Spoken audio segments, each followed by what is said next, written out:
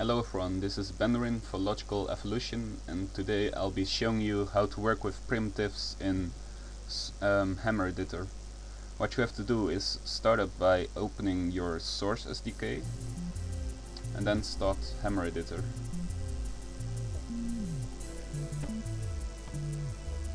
You can do two things now. You can either open up a map you are working on or create a new map. I'll be going with a new map.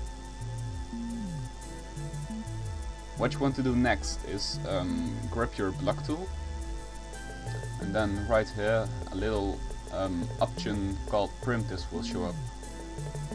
At the object section you can choose which primitive you want to create. So this is the regular block.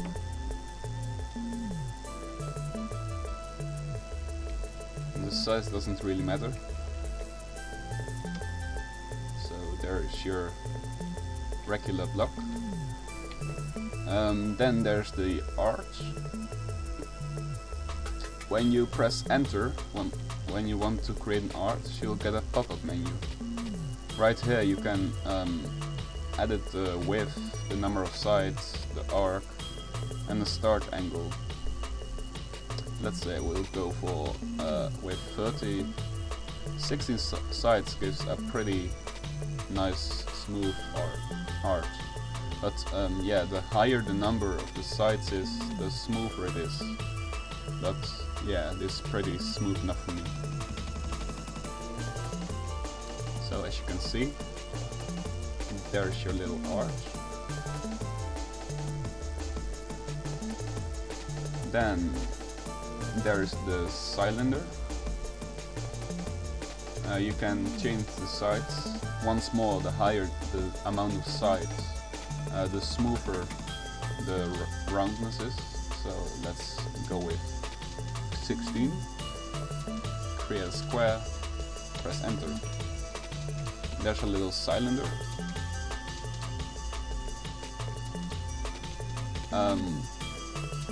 Then there's the sphere.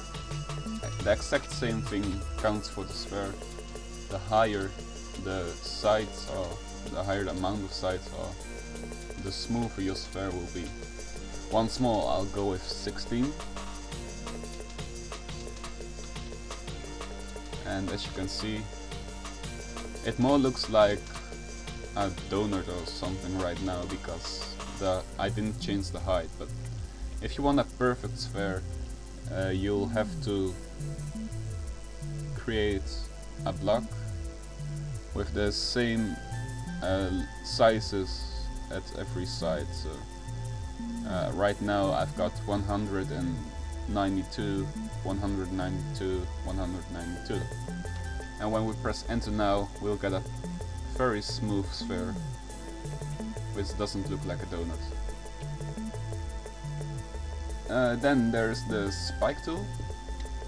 For the spike tool counts, the lower the amount of spheres, the more it looks like a real spike. Well, not real, a real spike, but yeah, like a pyramid more.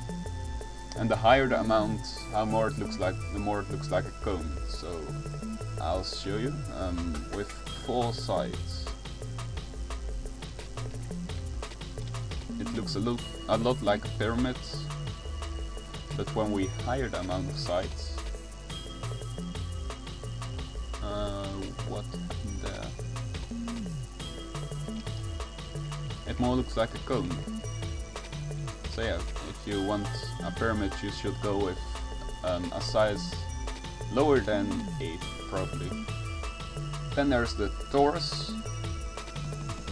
Once you create the torus by pressing enter, you'll get a pop-up menu.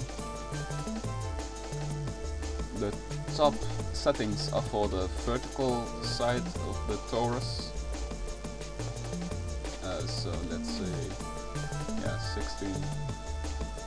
I pretty much like the settings. And these are the horizontal settings. So we want to make it a bit more round. And when we press OK, we'll get a torus now, which looks a lot like a donut.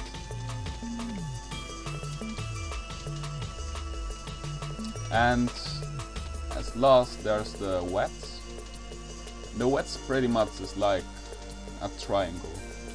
There's not much you can change about it. You can change this amount of sides, and once you press enter, it automatically creates this triangle. There's no settings or whatever, so it's probably better to create your own using this the slicing tool. So I hope you've learned a bit more about the primitive tool, and I hope to see you next time.